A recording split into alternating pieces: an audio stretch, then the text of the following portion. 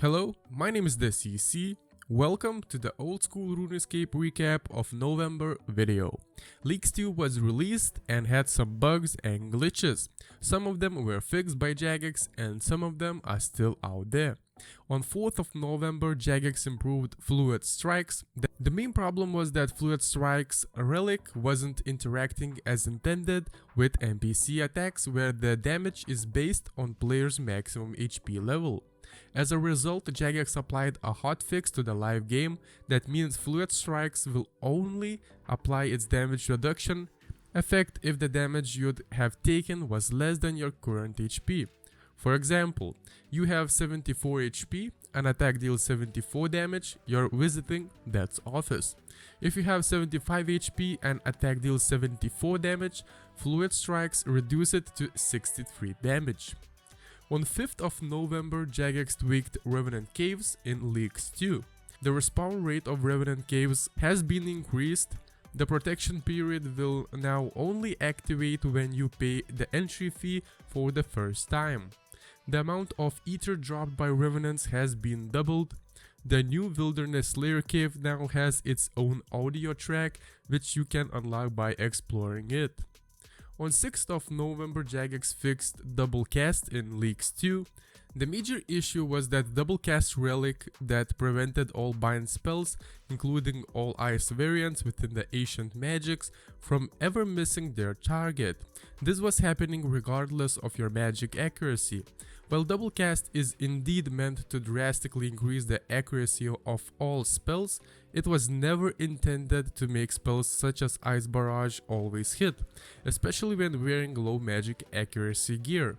This was deemed to be a bug, and as a result, at approximately 22 GMT, we released a silent hotfix that resolved the issue.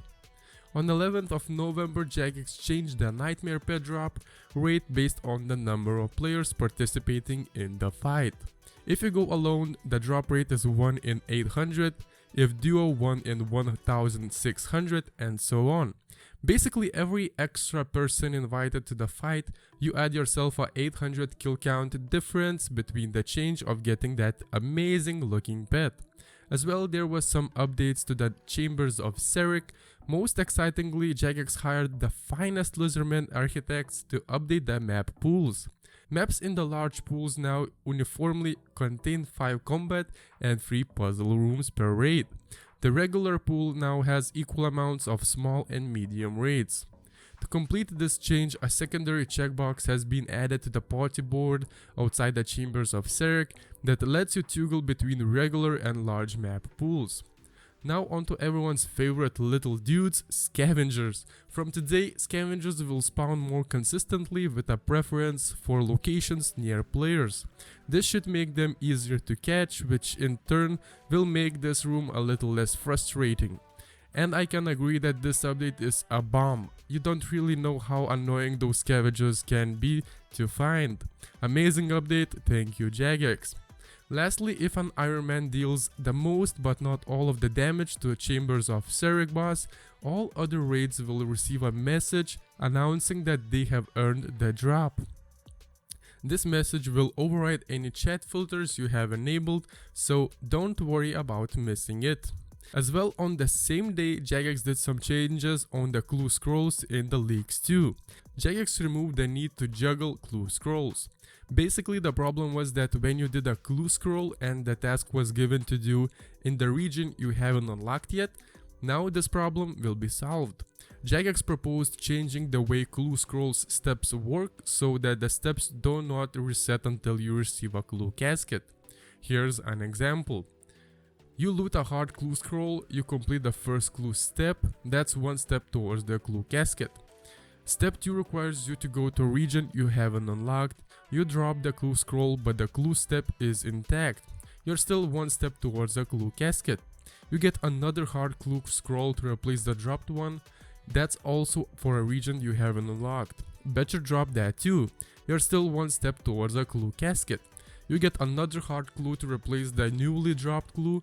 You are able to complete the first step of this clue, however your previous clue step was stored, so you're 2 steps towards a clue casket, and so on, until you get yourself a clue casket and the loot inside. On 25th of November, Jagex introduced a new quest called Getting Ahead. To start this quest, you will need 30 crafting, 26 construction, and the ability to defeat a level 82 monster. Well, the requirements are just piece of cake actually. This quest is intermediate, so it shouldn't take long to complete. I personally haven't completed it yet, but soon I will go towards it. Now my goal is 99 Slayer, which is 400k XP left. Pretty close, guys. As well, Jagex changed the achievement diary completion tier required to get permanent ropes at the entrance to the Calphite layer from elite down to hard. That should save a fair few of your inventory slots or two. Well, from where I'm standing, this update wasn't really fair for those people who was giving tears and blood to get that Calphite head for those ropes. Now it's downgraded to hard tier. Pretty sad for those try-harders. I personally haven't done elite, only hard, which will be amazing for me, but I'm feeling the vibe from elite people that it wasn't fair for them. Don't you agree, guys? Leave your thoughts in the comment section below. And lastly, on November 27th, Combat Achievement Poll blog was released. Jagex explained how will Combat Achievement will work. Much like the normal achievement diaries, Combat Achievements are split into different tiers of tasks, increasing in difficulty as they progress. There are a lot of bosses and monsters within Old School. So unlike achievement diaries 4 tiers, Combat Achievements will have 6. These are requirements you can expect from the tiers. Easy one, base 60 combat stats, 50 Slayer and Dragon Slayer. Medium, 7 combat stats, 69 Slayer and a quest called Monkey Madness 2. Hard, 80 combat stats, 85 Slayer and as well Dragon Slayer 2. Elite tier, 90 combat stats, 91 Slayer and the almighty quest Song of the Elves, which is pain in the ass to get. 90 plus combat stats, 95 Slayer, which is pain in the ass to get as well, raiding experience and understanding of most bosses within the game. And the Grandmaster, max combat stats, all previous requirements, experience with all PvM activities within the game. This tier will take the hardest content in the game and push players to their limits. If you thought the Infernal Cape was the difficulty limit, think again. For tasks, it's important that Jagex finds the right balance between creating tasks that are difficult for groups, but also not impossible for solo players. By the same token, Jagex must also avoid creating tasks that are hard to complete solo, yet trivial for groups. Most tasks within combat achievements will rely on your ability to complete them alone. There are some exceptions to this, especially when the content itself is designed specifically for groups. Examples include all kill count tasks. Any previously earned kill count will carry over and count towards task completion should combat achievements pass the poll. Some speed task completions will carry over and count towards task completion should combat achievement pass the poll as well.